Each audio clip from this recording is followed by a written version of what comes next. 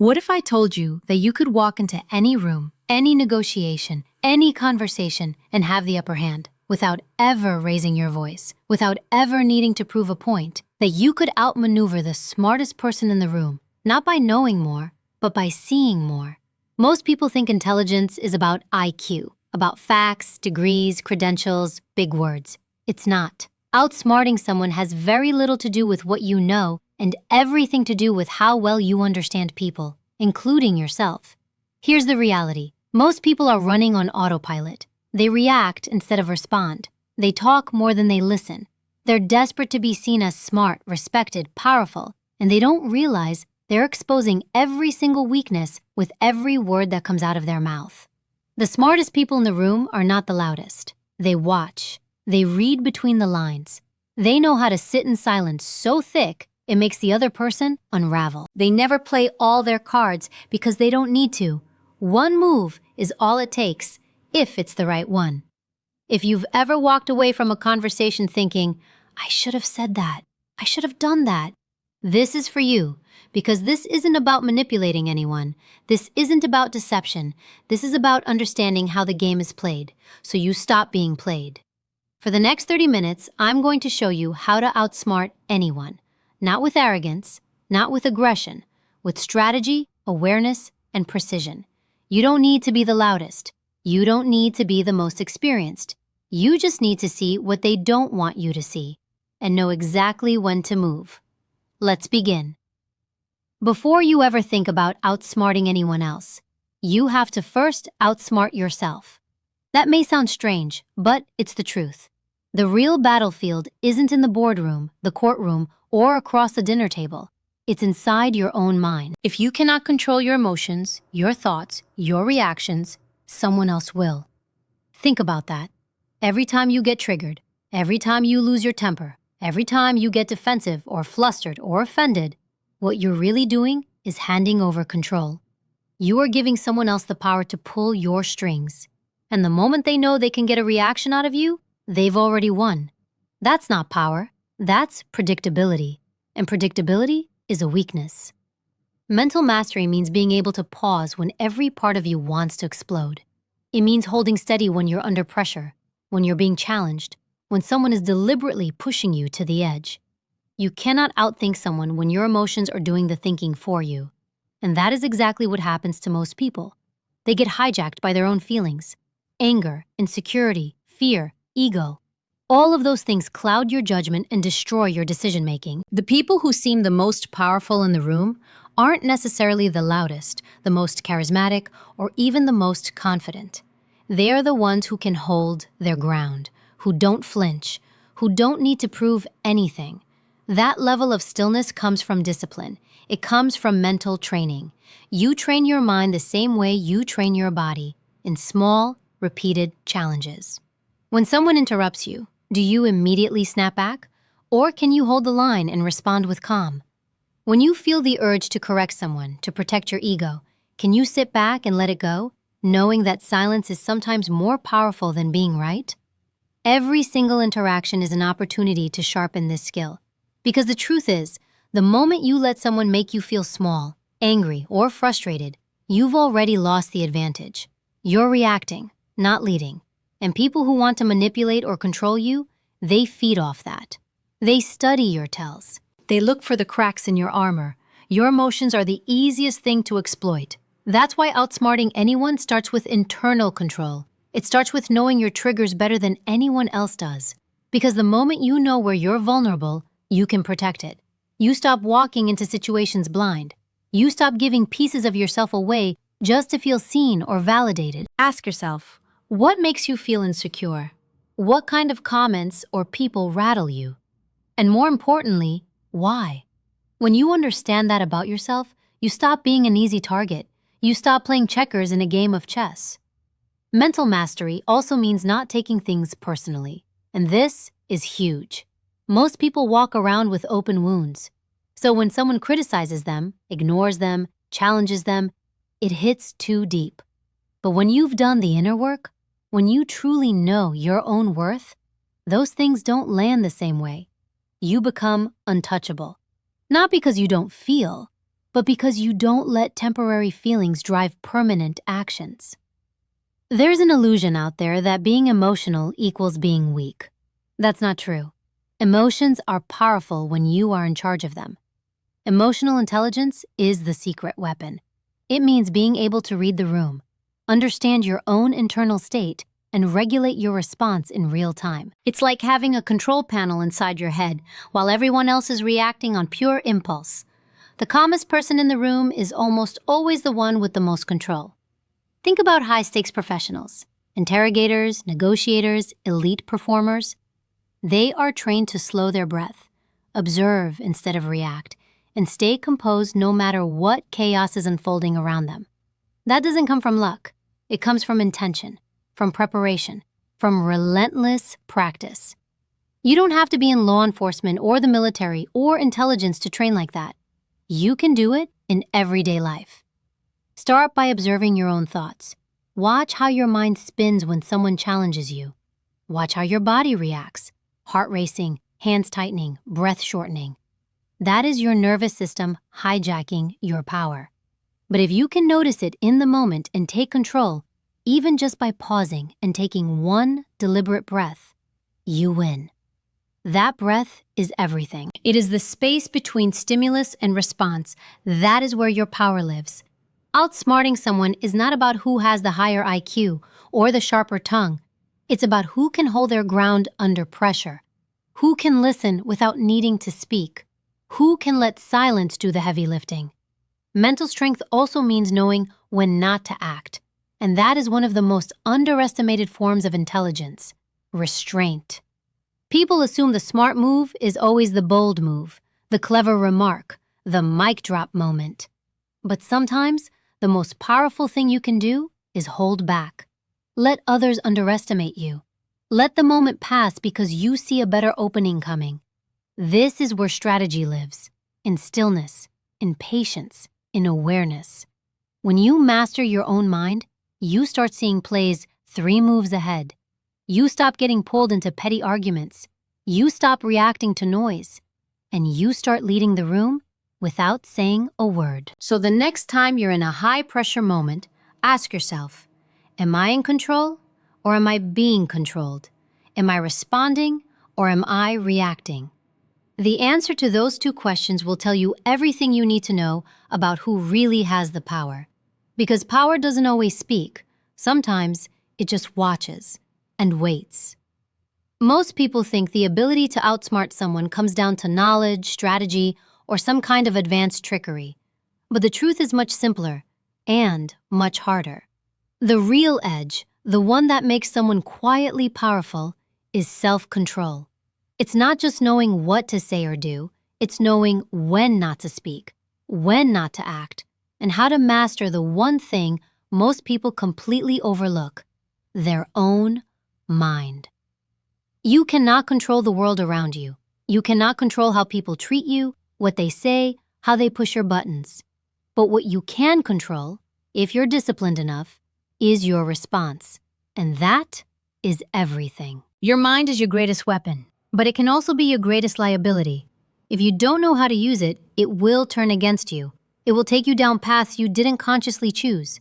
It will react emotionally, impulsively, defensively, and in those moments, when you're triggered, flustered, rushing to respond, you lose clarity, you lose precision, you lose power. Imagine walking into a room where someone questions your intelligence, your authority, your worth. What's your instinct? For most people, it's to defend, to push back, to prove something.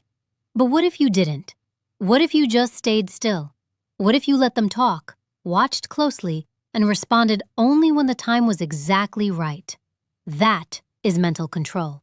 That is the difference between someone who plays the game and someone who owns it.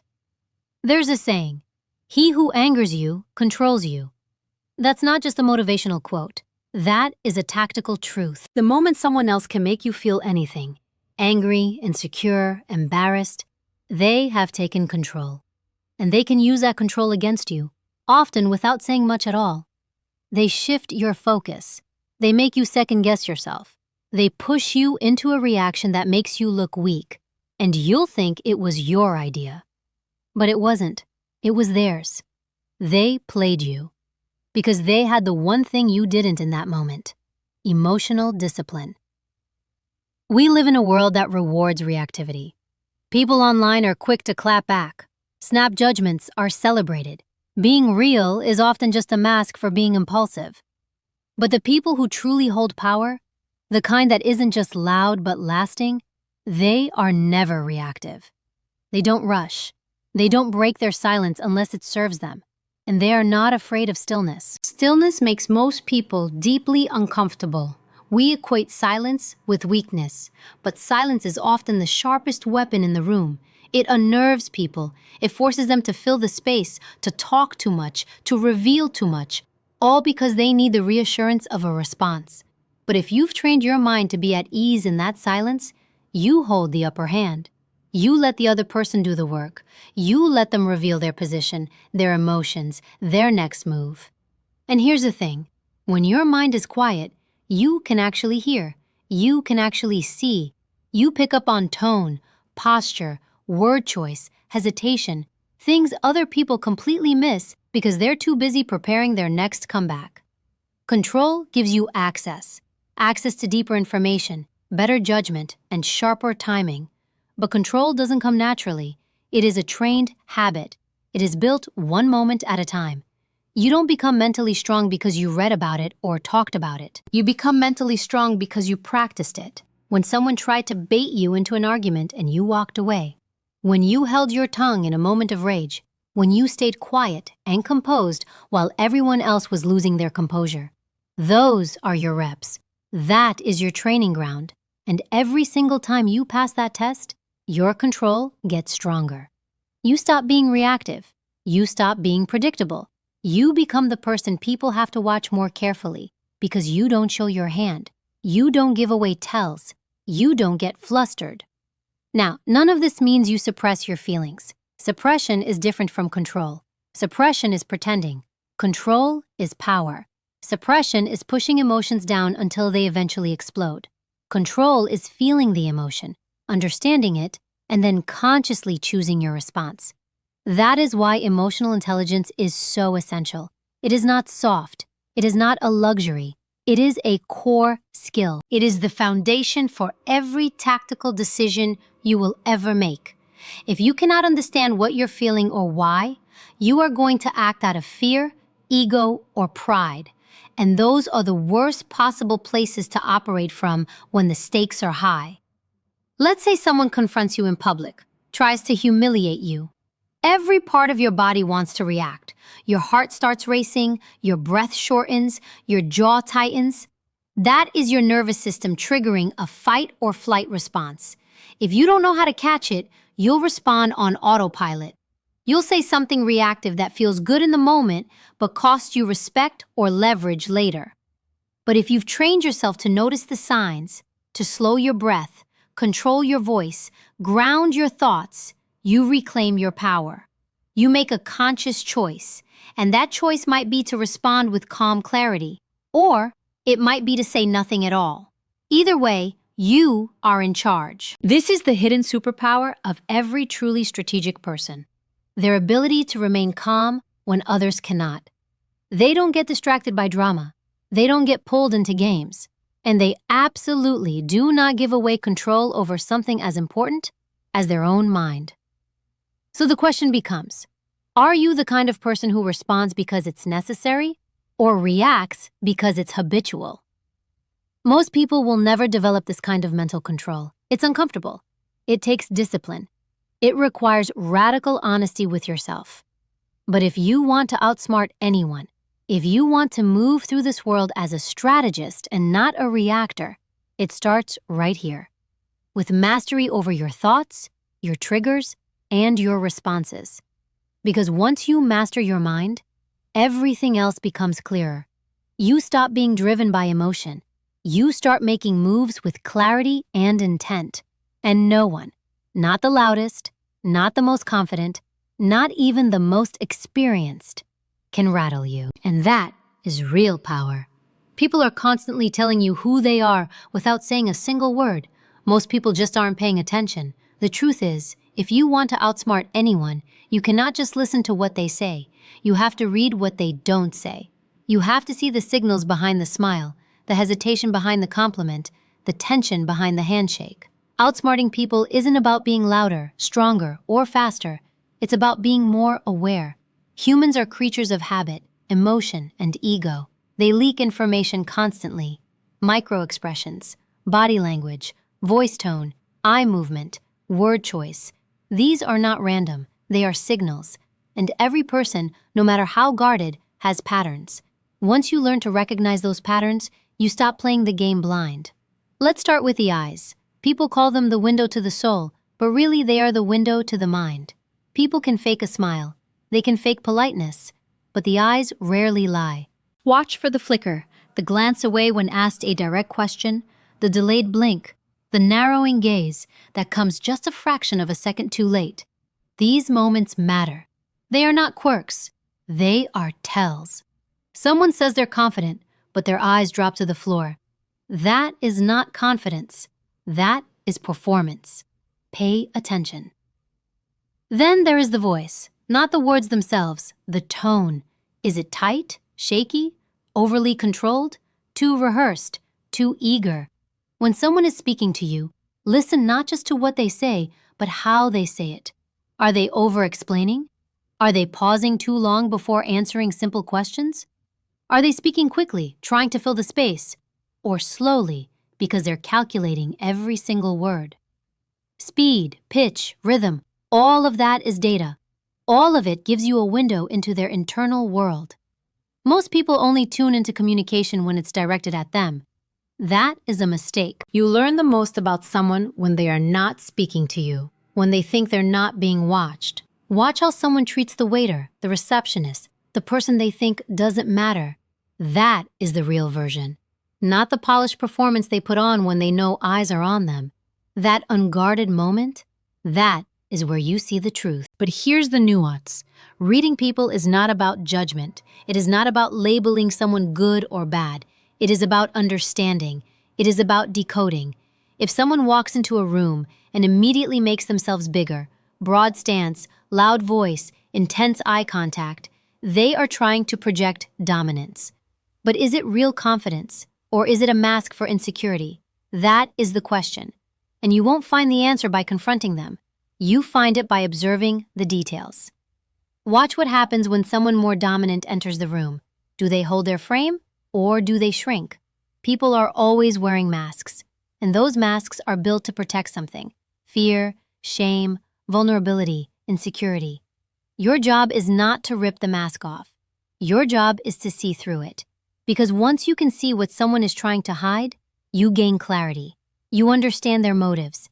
You stop reacting to the surface and start responding to the root. Let's take lying, for example. Most people assume liars avoid eye contact. Not always true. A practiced liar will look you dead in the eye because they've been told that's what honesty looks like. But they overdo it. It becomes unnatural. That is your cue. Real eye contact is fluid. It moves. It breathes. It doesn't lock in and stay rigid and unblinking. When something feels off, trust your gut, because your gut is processing information faster than your conscious mind can articulate. If your instincts sense something is wrong, it probably is. And then there is body language. Crossed arms, clenched fists, feet turned toward the exit, shifting posture.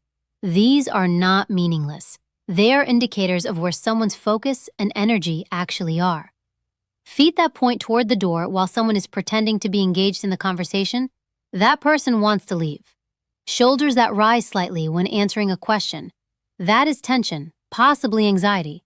A fake smile, you'll see it instantly in the eyes. If the smile doesn't reach them, it isn't real. It's also worth watching what doesn't happen. Someone who suddenly stops gesturing, who freezes up or becomes overly still, may be guarding something. Deceptive people often think that going still signals control, but in reality, it reveals internal stress. Honest people typically move naturally, expressively. Their thoughts and their bodies are in sync. When someone's words say one thing and their body says another, always believe the body. Of course, the most powerful tool you can use to read someone is listening. and not the kind of listening where you're just waiting for your turn to speak.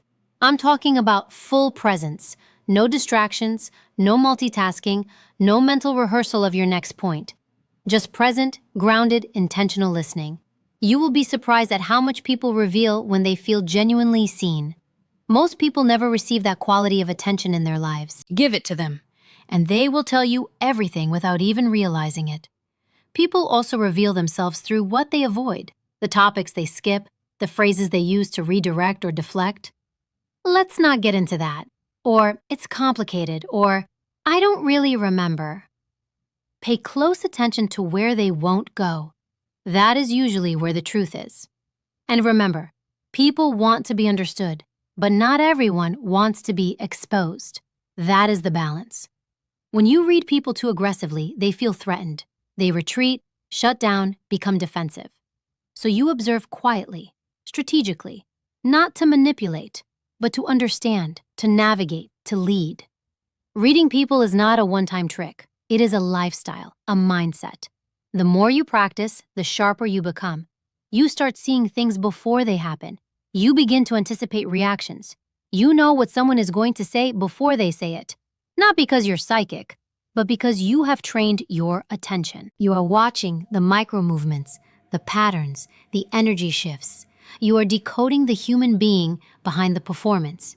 And when you can do that, when you can walk into any room, meet any person, and quickly understand who they are, what they want, what they fear, you no longer have to guess. You no longer have to wonder if someone is being straight with you. You already know. That level of clarity gives you control. Quiet, unshakable control.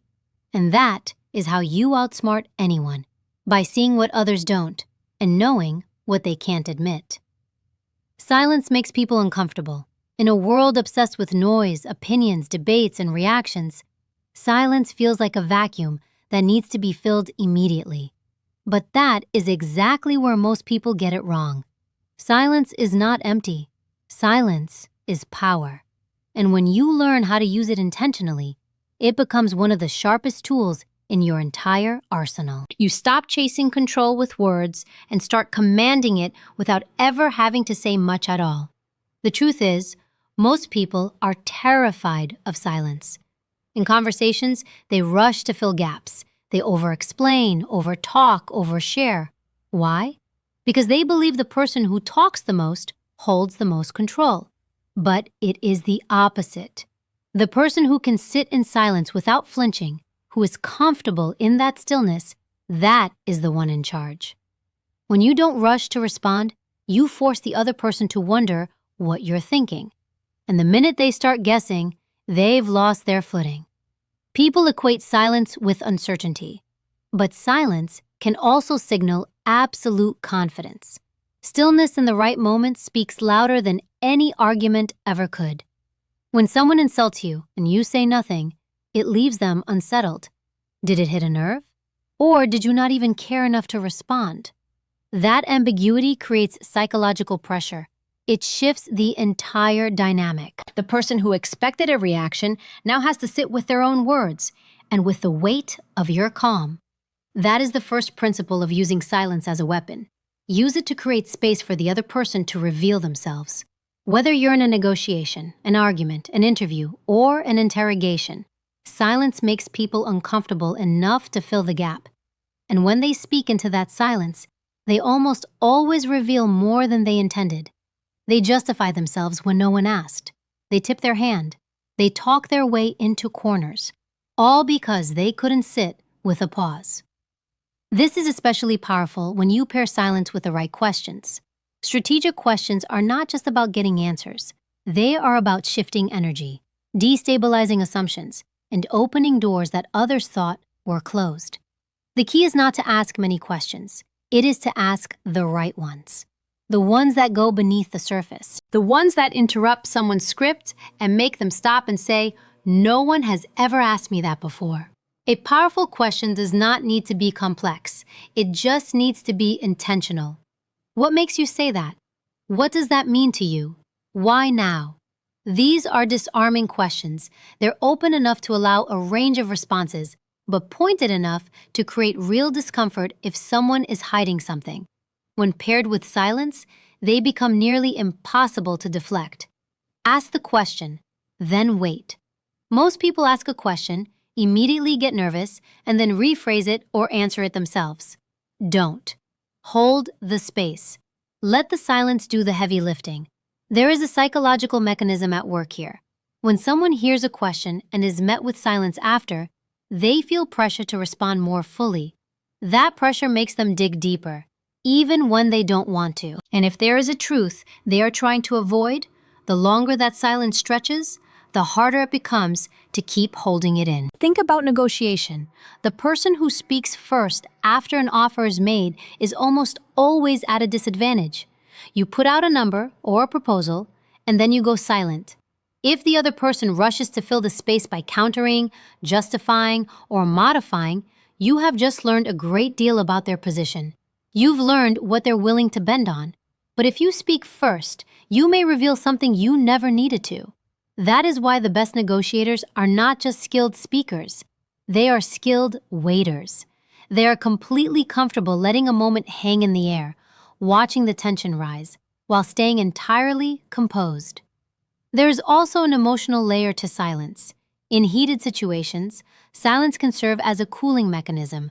When you don't respond to someone's aggression, you neutralize it. You don't give them fuel. You don't validate the outburst. And in that stillness, they are forced to confront themselves. People expect a pushback, especially when they're being provocative. But when you don't give it to them, when you simply hold the line and observe, it unbalances them completely. It makes them wonder what you're thinking, what you're planning, whether you're judging them or simply waiting for the right moment to move. That is another powerful function of silence. It creates psychological distance. It forces someone to step out of their emotional momentum. A moment ago, they were riding high on anger, sarcasm, or provocation, but now they are sitting alone in a pause. And in that pause, they have to reassess. That is your advantage. That is where clarity enters.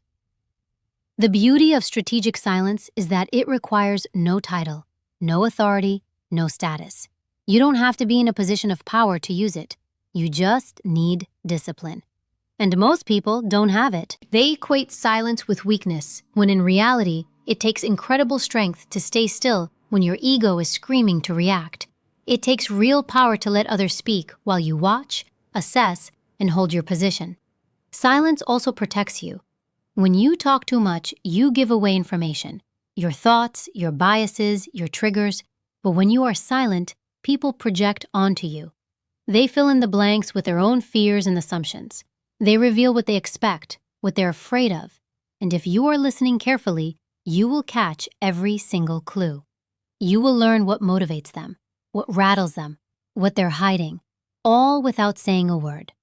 Strategic silence is not the absence of communication. It is the elevation of it.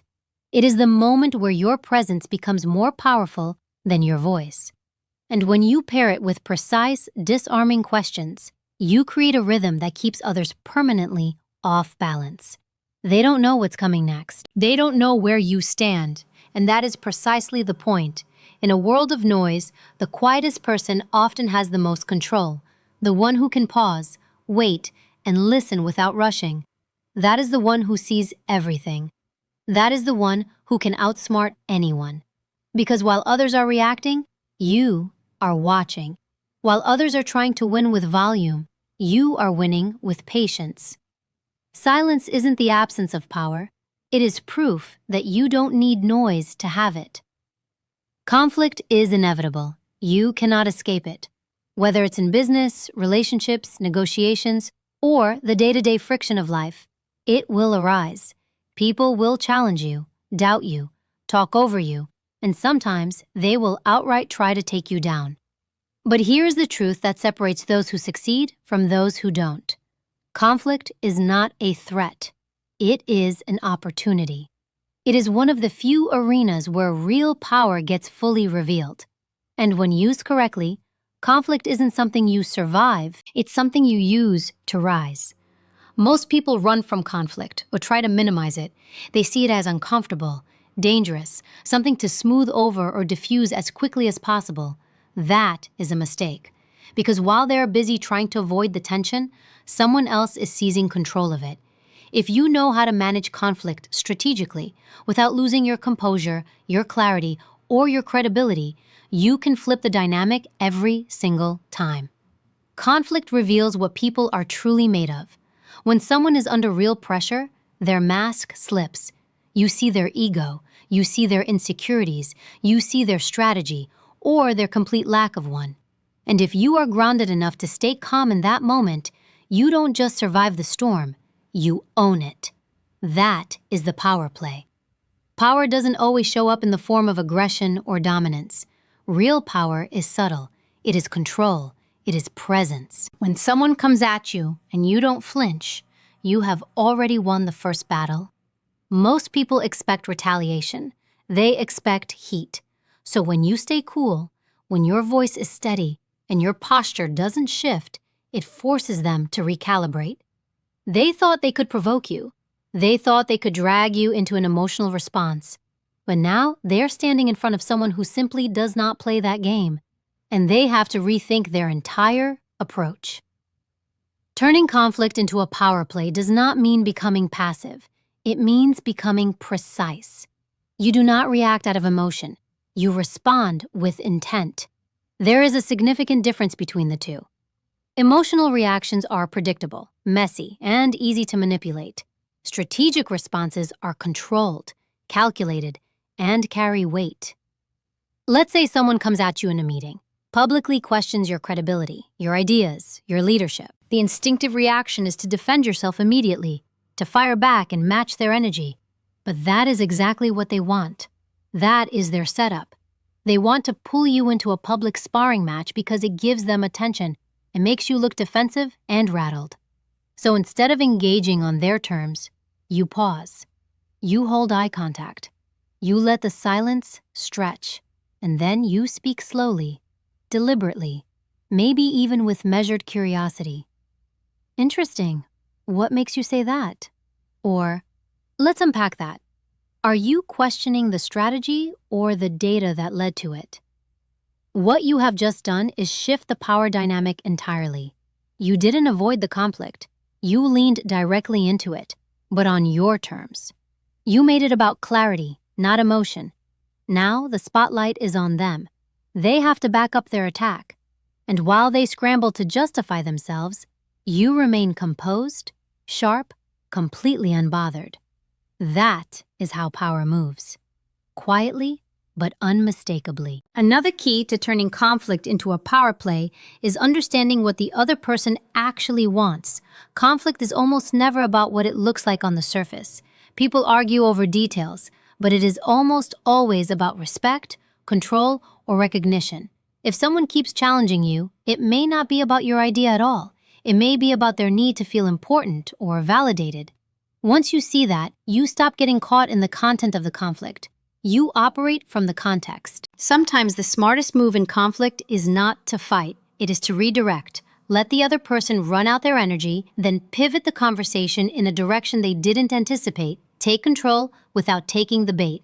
If someone is being combative in front of others, don't match their fire. Shift the attention back to solutions. Let's focus on what gets us the result we both want. You've just reframed the conflict from personal to strategic, and that repositioning makes you the most credible person in the room. Calm, focused, outcome-driven. But there will also be moments when you must hold the line, when someone crosses a boundary or deliberately tests your limits. That is not the moment for redirection. That is the moment for strength, not aggression, but quiet authority. That means calling out the behavior without emotion. That's not how I operate. Or, if we're going to work together, respect has to go both ways. You do not need to raise your voice. You just need to speak with clarity and certainty, in the tone of someone who has already decided what they will and will not allow.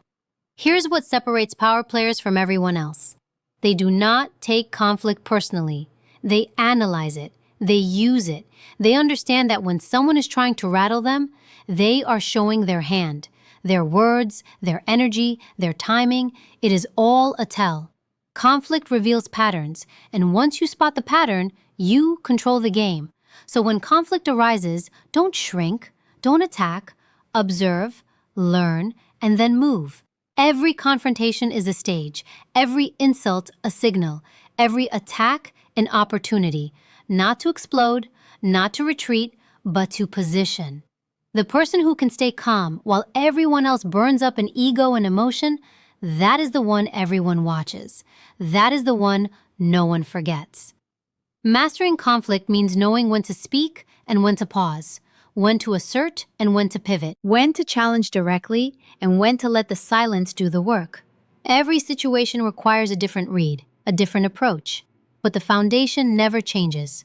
Control of your emotions, control of your energy, and control of your narrative. Conflict will come. It is part of life. But you get to decide what it becomes. A distraction or a demonstration of exactly who you are. A setback or a stage for your strength. The next time someone tries to shake you, don't just survive it, use it. Because conflict doesn't take your power away, it reveals it. Most people are playing checkers, while life is playing chess. They make moves based on whatever's right in front of them.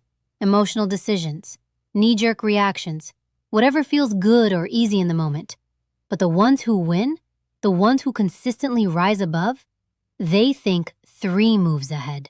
They're not reacting to the present. They are already operating in the next phase, preparing for outcomes that haven't even entered other people's minds yet. Playing checkers in a chess match is how people get blindsided. They get caught up in surface-level wins and forget there is a much bigger board in play. They chase validation instead of influence. They defend themselves over nonsense. They try to win arguments instead of winning position. That is short-term thinking. It might get you a few claps, maybe a temporary advantage, but it does not build real power. It does not make you untouchable. It does not give you control. Chess players think differently. They don't just ask, what happens if I do this? They ask, what will they do next? And how can I use that? This kind of thinking requires restraint. It demands discipline. Because thinking 3 moves ahead isn't just about being smart. It is about being strategic. You have to suppress the ego that wants to win right now. You have to be willing to lose a battle in order to win the war. And that is where most people fall apart. They can't tolerate the discomfort of holding back. They want to clap back, shut someone down, prove a point immediately. But the real win often comes from staying silent, from observing, from waiting for the exact right moment to act. Let's say someone disrespects you in a professional setting, undermines your authority in a meeting, challenges your decision in front of others. A checker's move is to react immediately, to prove you are not to be tested. But that move satisfies your ego, not your outcome. The chess move looks completely different. It looks like listening carefully, not overreacting, letting them feel like they have gained ground. Then, days or weeks later, you leverage your growing influence to make a move that elevates you and exposes their pettiness, without ever calling it out directly. You outposition them, not out-yell them. That is chess. In chess, every piece has a role. Not every piece moves the same way, and not every move is about domination. Sometimes it is about sacrifice. You give up something small now to open the board later. That is how real power works. It is not always loud. Sometimes it is subtle, almost invisible. And that is precisely what makes it so devastating. While others are reacting emotionally, you are setting the board. While they are chasing recognition, you are quietly building leverage. Think about how this applies in relationships, in business, in every negotiation you have ever been in. If you only think 1 move at a time, you are always in defense mode, always catching up. But if you train yourself to look further, what happens next? And then what? And then what? You stop chasing. You start anticipating. That is what separates players from masterminds. Take something as simple as a conversation. Most people walk in thinking, what do I want to say? The strategic mind thinks, how do I want them to feel at the end of this? What outcome am I driving toward? And what sequence of ideas will take me there? It is a completely different operating mode. You stop saying things just to say them. You start communicating for effect. You guide people subtly toward your intended conclusion, and they feel like they arrived there entirely on their own. That is not manipulation. That is mastery. Now, apply that same thinking to decisions. You're offered an opportunity that looks great on the surface. More money, more visibility, more status. A checkers move says yes without question. But the chess thinker asks different questions entirely. What does this cost me in 5 years? Who does this align me with? What doors does it close while this one opens? They're not just evaluating the opportunity itself. They are evaluating the entire ecosystem around it, the ripple effects. And sometimes, not always, but sometimes, that leads to saying no to something good now so you can say yes to something great later. It is also how you protect yourself. If you can see 3 moves ahead, you are far less likely to be manipulated, caught off guard, or played. People may try to bait you, test you, corner you. But if you are trained to pause and scan the full board instead of reacting, you begin to see their patterns. You recognize setups before they unfold. You learn to read motive, not just message, and that makes you dangerous. Not loud dangerous, calm dangerous. The kind of dangerous that operates beneath the surface. And never underestimate timing. A major part of thinking 3 moves ahead is knowing precisely when not to move. That is one of the hardest lessons to internalize. You do not have to respond right now. You do not have to act today.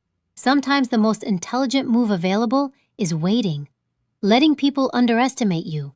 Letting them believe they've won while you are quietly laying down your next 5 steps. That kind of restraint is rare, but when you have it, you are operating on a completely different level. Everything shifts when you move from short-term wins to long-term position. You stop living move to move and start playing the whole board. You become more than reactive. You become intentional, focused, tactical. And when others eventually realize you are not just thinking about what's happening now, but what happens next, and next, and next, they stop trying to outplay you because deep down, they know they are still playing checkers and you are already 10 moves ahead. In a world where everyone is rushing to speak, to react, to win fast and loud, you are going to do the opposite.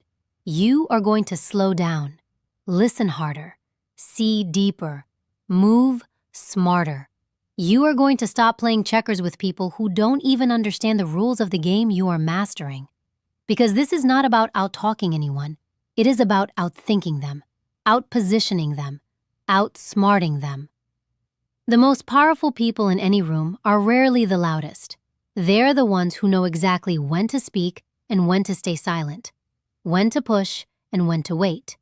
They play for position, not attention. They do not think 1 step ahead, they think 3. And because of that, they never chase power. Power comes to them. So here is the truth. If you want to outsmart anyone, it is not about being the most educated or the most experienced. It is about being the most aware, the most emotionally disciplined, the most prepared. Master your mind. Read the room. Use silence like a blade. Turn conflict into fuel. Think beyond the moment. That is how you win without needing to crush anyone. That is how you become someone who cannot be shaken, baited, or broken. Stop reacting. Start strategizing. This isn't about playing harder. It's about playing smarter. Checkmate.